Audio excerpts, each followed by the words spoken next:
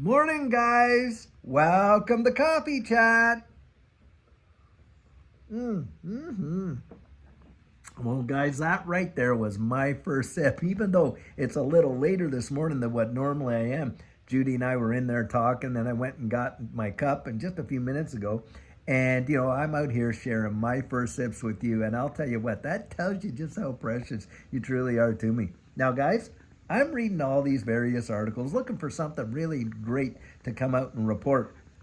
And the thing is this, all of the locations I go looking for my articles and read up and things like that are just littered with this whole debate thing. And of course, guys, to us, to me anyway, I take a look at it and I think, okay, this is political theater right here. And, they're just, kind of getting us all kind of buffaloed into whatever it is, the narrative they want. And, don't pay attention to the economy. Don't pay attention to the fact that Macy's is closing 55 stores right across the country. Yep. Or don't pay attention to what's going down when you see major trucking companies literally lay off over 600 employees and things like that, like we have reported yesterday. Nope, they want us all focused on this debate tonight.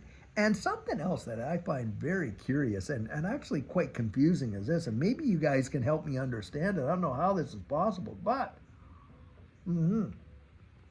apparently, of course, RFK is not on the ticket anymore. He's not even running for any office or anything like that. Well, you got courts in various states around the country literally blocking the removal of his name from the ballot. Now, does that make any sense whatsoever? I mean, the guy is not even running, and yet they're going to leave his name on the ballot. I mean, did they leave Joe Biden's name on some of these ballots? And so even though he's not running, so people can, mistakenly spoil their ballots? I mean, is that kind of like craziness? And I don't know why they even allow that. It doesn't even make common sense. And the courts are blocking it. They're blocking the removal of his name from those ballots. Now, why would they do that unless they're trying to kind of, hopefully some folks will spoil their ballot? Does that make any sense to you? Doesn't make any sense to me at all. Hardly. Wow.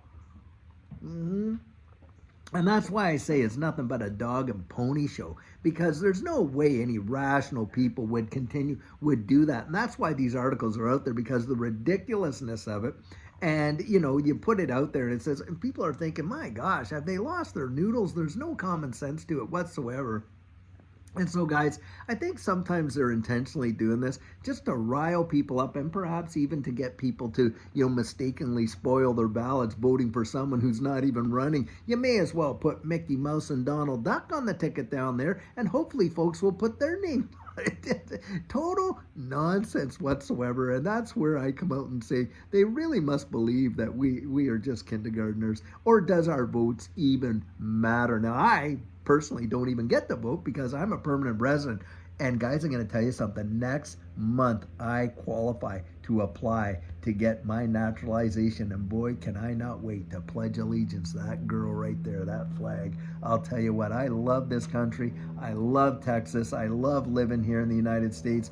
It has been just a joy, and I genuinely mean that. Now, that does not mean I don't love Canada, but I'll tell you what, I do not love what's happening to Canada and the way in which the politics are going up there. Not on your life. When you consider they just bumped capital gains to over 67% are what's going to be facing tax, that is truly ridiculous. And some of these other policies that they're throwing out down the pike, in fact, making, kind of like censoring the media and getting everything out there like that. And then also in this digital asset space, they put a limit on how much a Canadian citizen in certain provinces can actually buy altcoins like XRP, maximum 30 grand a year. Now that is a lot of money, and I'm sure for a lot of folks, hey, 30 grand a year sounds like a lot. But do you think the government would care if you went down to Vegas and you blew your entire fortune or your life savings, $100,000 at the slot? They don't give two hoots. But boy, they want to keep you tied up when it comes to investing in this digital asset space, don't they? Boy, I'll tell you, that says lots right there. Wow.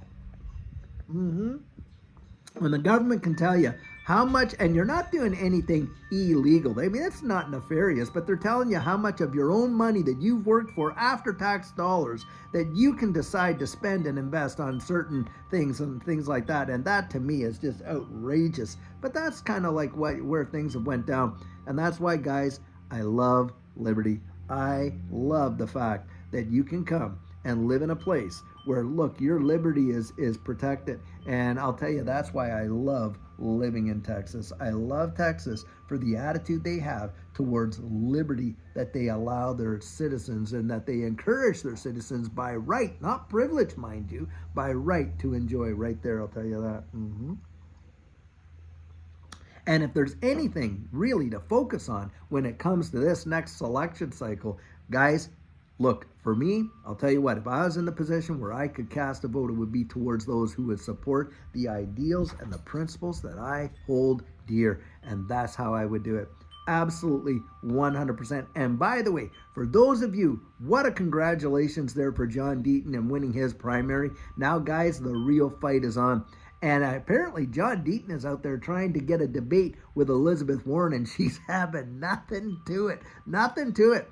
And I was watching DAI and how he was pointing out that, hey, when Elizabeth Warren was going against Brown, she challenged him to a debate saying, well, you know, unless he's too scared to kind of, you know, defend his record and stuff like that. Well, Elizabeth, are you too scared to defend your record? Get out there and debate John Deaton. Give it a shot. See how it goes. Nope, I don't think she'll do it, guys. But she knows she'll get raked over the proverbial coals, and she cannot stand that kind of thing. And she's trying to make it look like you and I in this digital asset space, that we're nothing but a bunch of tax cheaters and, you know, fraudsters and all this and this kind of stuff. That's the narrative that she has been singing for a long time. And how ridiculous. And also in comparison, and when you consider that, her own constituents. I mean, there's people in Massachusetts in a big way, I know, I've talked to them, that are out there investing into this space. And yet you got a representative out there basically calling you a fraudster and a tax cheater. How do you like that? That just absolute nonsense. Truly it is. Wow.